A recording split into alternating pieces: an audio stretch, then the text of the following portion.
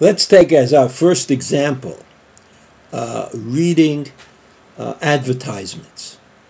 Reading advertisements, everybody is confronted by advertisements on Shabbos. You have a newspaper, even in those kinds of things that are published for shul, there are advertisements.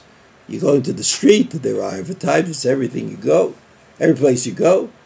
Are they shitrei hedyotot, these advertisements?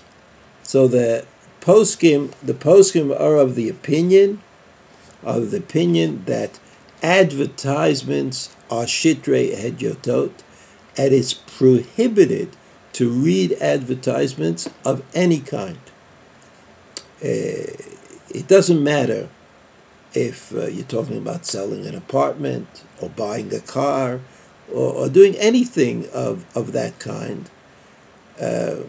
Even if the person who is reading the advertisement has no interest in what the advertisement is selling. If they're selling you a car and you're not interested in a car, still it's likely that that advertisement comes under the category of shitrei hedyotot, and the Chachamim did not want you to be involved in that. So you can't read advertisements in newspapers. You can't read advertisements in the sheets that are given out in shul on Shabbat. Those advertisements should be kept for reading and perusal after Shabbat, but not on Shabbat, it says, and itself. And you shouldn't even read the billboards as you go to shul. I mean, you go to shul, you pass billboards, the billboards have advertisements, so you should try to avoid, as difficult as it seems, but you should try to avoid reading these advertisements on Shabbat, even if, as I said, you have no interest in buying the product that is being sold. It may be that this is not true about a mitzvah object.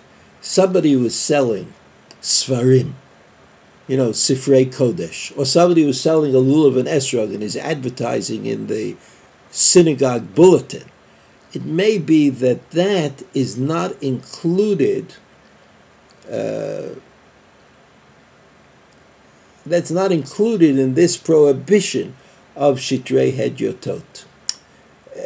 It's not perfectly clear because you can differentiate between the seller and the buyer. I mean, the seller, he wants to sell. It's the buyer who might want to do a mitzvah. So maybe it's not possible for the seller. The seller shouldn't advertise, but the buyer, in the case of mitzvot, may be able to read the advertisement and not be involved with the prohibition of shitrei hedyotot.